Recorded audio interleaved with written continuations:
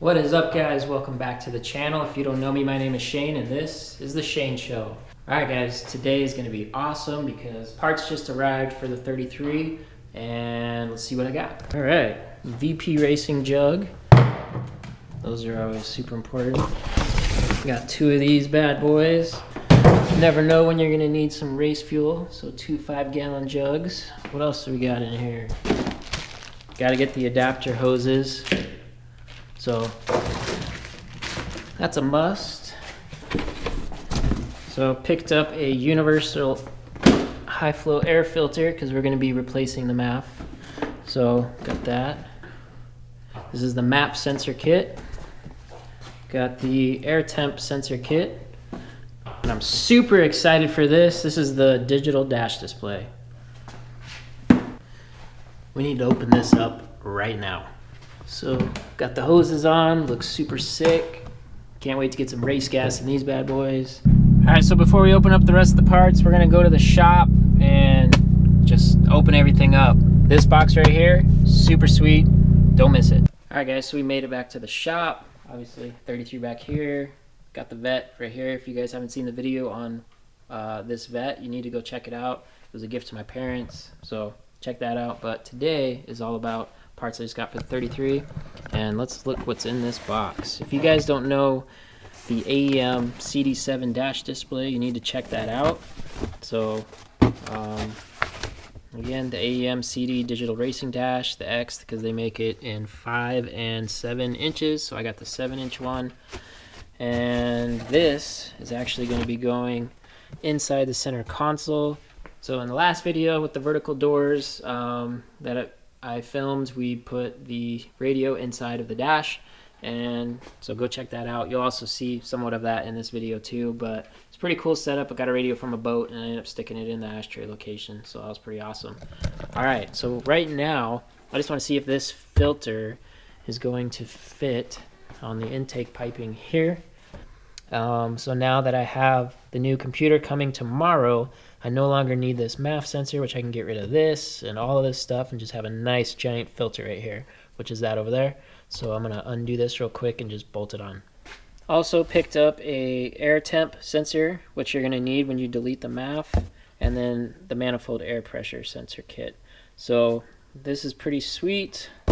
This will go into the intake manifold, and this will go somewhere after the intake to go ahead and measure those temperatures, and it'll be mounted under the ECU or wired into the ECU. Just unbolted the old setup, so this is with the MAF, and look at the new one. That's just so much cleaner. Don't have all this stuff in the way, just a filter right into the turbo. It's pretty freaking sick. Now that the filter is on, we're going to install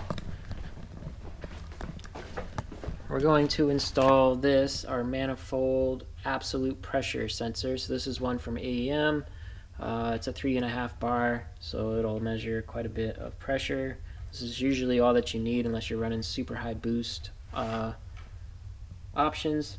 And so what we're going to do is this is actually going to go. So because on my R33 I have this front facing manifold, there's locations back here where I actually have vacuum lines running to it. One goes to the fuel pressure regulator, the other one goes to the blow-off valve, and then there's another port right down here that this sensor is just going to bolt our thread directly into the intake manifold, and then I'll go ahead and wire it up. Comes with this, comes with the connector that connects right in here, so you do have to wire it yourself. So I got a bunch of wires here, and I'll be color coding it depending on power, ground, and then the signal wire that's going to go to the ECU.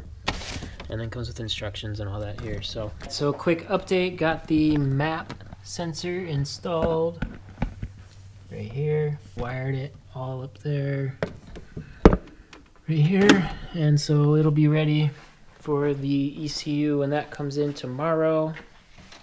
So put that right there, took off the MAF sensor that was here, took all that stuff off, and then I'll unwire it once get the ECU unplugged. So go ahead and do that right now. Alright, so when you switch from an Apex iPower FC to an AEM Series 2, or really just an updated ECU, go ahead and remove the MAF. So I still have the MAF sensor right here. and I was able to get this nice K&N, so it just looks so much cleaner than the setup that I had before. However, you got to install an air intake temperature sensor somewhere right before the throttle body. So for me, I got it mounted right underneath right here, so you guys can see that. And then I also have a MAP sensor, manifold air pressure sensor, right here, and those two together will make up for the MAF, so you don't have to run a MAF. And I wired them in through here. I'll put this nice wire loom on them, but I just want to get everything going. And I wired it all the way through the firewall on the driver's side and then ran it through the back. And this is what I have out right now. And then I wired them up through there behind the center console, and now I have the old harness. So somebody was in here before, obviously, because it had the Power FC on there. So I'm going to be installing the MAP sensor and the air intake temperature sensor and using the pinouts that I got. So I'll be installing those two sensors using the pinouts off of AEM Series 2 website. And then I got the AEM Series 2 right here. And so this is a plug and play, and on their website they have for these different pinouts, they have the different, what each one is. And so that way I can get that in there. Now again, I have these awesome connectors that have solder in them. $5. Highly recommend it. Pretty much after I get the new sensors put into the ECU, I already downloaded the software on the laptop on AEM's website for the Series 2, and then it'll give you a series of instructions. I'll do that, and then hopefully it'll fire up. Also, one thing that we're going to have to do is the cam angle sensor right here. It comes with an upgraded disc. The old one has 360 marks on it. That's one of the biggest problems that the RB motors have, so get rid of that. And then I think it's a 24-to-1 or something like that that the AEM one has, so we'll have to swap that out as well before we fire it up. Something else that is really cool that comes with the AEM Series 2 kit is, they give you some extra pinouts, which I'm going to be using, the smaller one right here for the sensors, and then it comes with some mounting tape, which we'll be using. Also comes, I mentioned those trigger discs. There's 2 of those in here. I'll explain those later. USB cable and then another communication cable. Yeah, we're gonna go ahead and put these pinouts in. So a little status update. Almost have the whole ECU wired. Let's go ahead and take a look at that. So this is what I have left of the ECU. The red wire there is power for the air temperature sensor, and then the green right there is the signal for the MAP sensor. And I have to pin those in.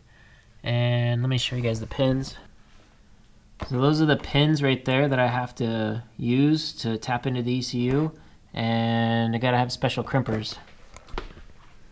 So unfortunately that's all I'm going to be able to do tonight, because I'm gonna have to get special crimpers. I already ruined 4. Tomorrow we'll pick up right where I left off. We'll just crimp those in, get those crimp those 2 wires, get them pinned into the ECU, plug it in. I already got the software and everything downloaded, and then we can turn it on.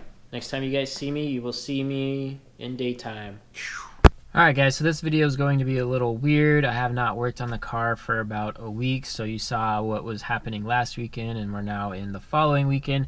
I was basically just waiting on parts. We did get some parts in, and so right here, turbo, timer, harness, and then we got the plastic sheets for the dash install. So we'll head over to the shop and do that. Side note, I just hit 100K on the Cobalt. Absolutely crazy. I've owned this thing for 14 years, and to have 100K on the odometer is crazy. Definitely a lot of memories and good times in this car. But let's head over to the shop and get that dash installed, install the turbo, timer, harness. So the Cobalt still needs a lot of TLC.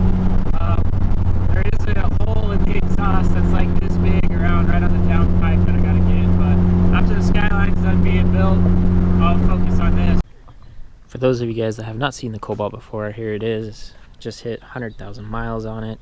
We'll do a lot more videos with this, but we're here to work on the Skyline, so let's go do that. All right, so if you missed the last videos, last couple of videos, let me get you guys caught up real quick. So we're currently redoing the cam angle sensor. Got it on order from autodream.ca. We replaced the factory one. It's just gonna be a plug and play right here in the harness. It's gonna have a new trigger plate. Also, getting rid of the MAF sensor, so already got that off. Got the new filter on. That looks freaking sweet. And then over here, we put a air intake temperature sensor as well as a manifold air pressure sensor on over there. Routed everything in, and on top of all that, removed the old Apex IFC commander, so got that out. I'll be selling that. Also, got a digital dash display and the new ECU. We're going to be custom mounting the digital dash display right here inside the center console. Took out the factory radio and AC heater units. There is no AC in the car, and I live in Phoenix, so there's no point really to have a heater. So where we're currently at is got the ECU installed down here. What we're going to do, because we're still waiting on parts, is put the turbo timer harness in. Had to get a new one because the old one was cut and so it wasn't working right, so we'll do that. And then, so that's what this is right here. And then after we do that, I have these plastic sheets of textured ABS, and this is going to be the backing plate that's going to go on right here for that dash display.